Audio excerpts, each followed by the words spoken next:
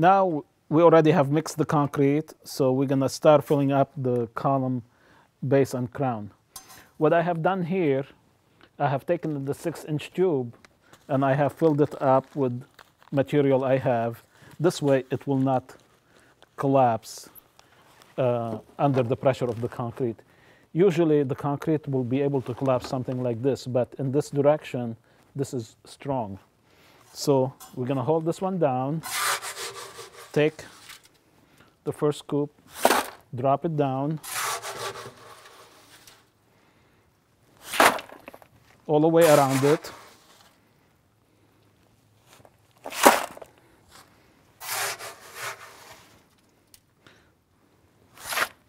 Maybe 4 or 5 scoops. And after this, take a piece of wood, hold on this one, and tap on the mold. This way we could spread the concrete. At this point, the mold is empty. We could also vibrate it like this. So, but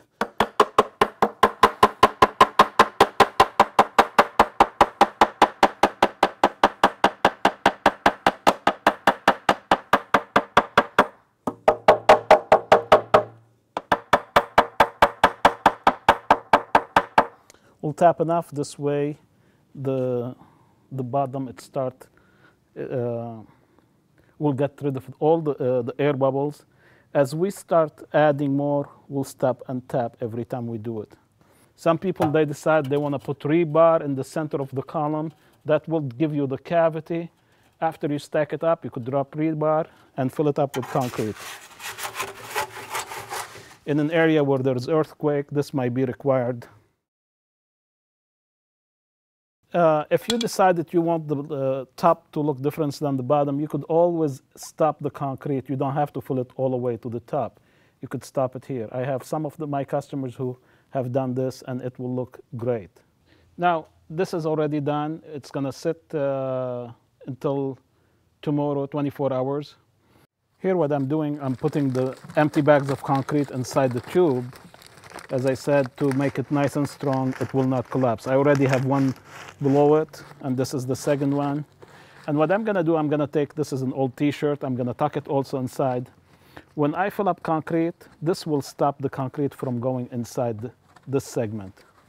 So we'll make it nice and tight, and I don't have to worry about concrete going inside of here. I'm gonna take the little concrete I have, start filling this, and create the 1-2 inch plug. This way it kind of seal the bottom. And you see how the center now, this stuff, it's not gonna go inside of it because of my old t-shirt.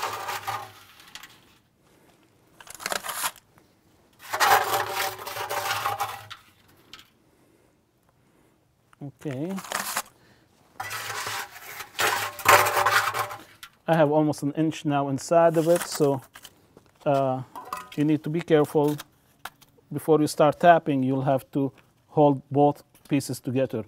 One way also is to get another long piece of wood, put it like this, and it will hold both parts. But gently tap all the way around it, and also around the base. It will send enough vibration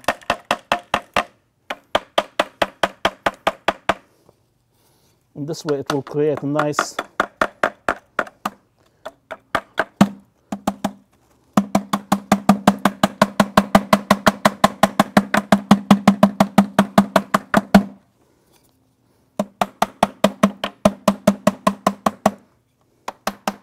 you'll see some of the juice is gonna start coming out of here.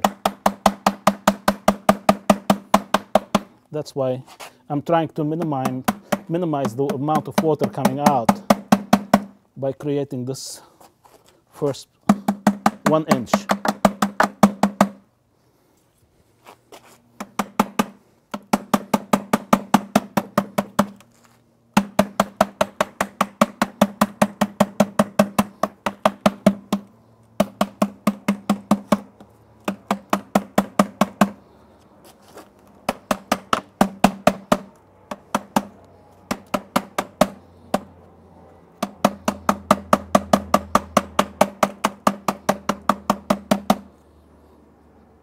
Okay, so now I'm gonna let this one sit down for 5-10 minutes while I mix the next bag.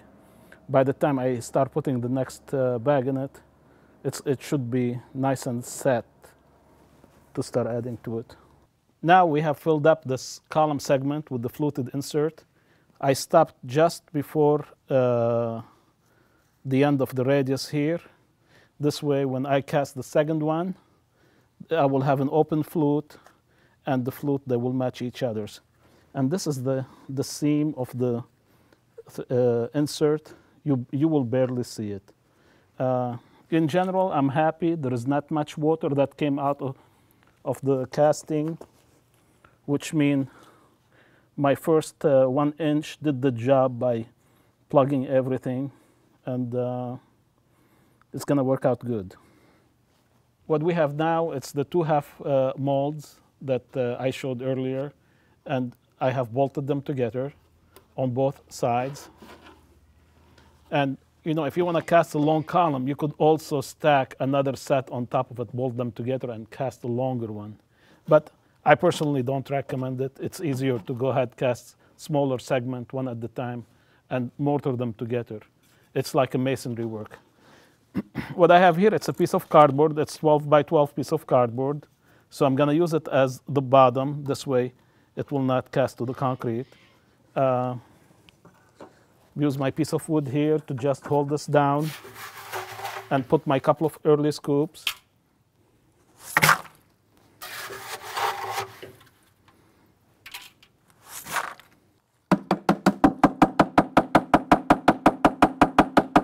Now what I'm gonna do, I'm gonna let this sit for 5-10 minutes while I mix the second bag of concrete. This will create, again, a plug that will prevent the rest of the concrete from moving once I start filling it up. Okay. We're almost done with this one here. So pretty much I'm gonna finish tapping it and let it sit for 24 hours. After this, we could unmold it, clean up the molds, and do it again. As you see, there is not much of water came out of it.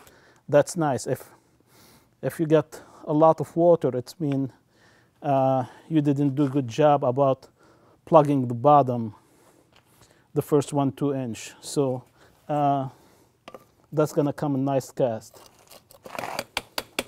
Finish tapping it until this is all nice and smooth, and we'll call it done for the day.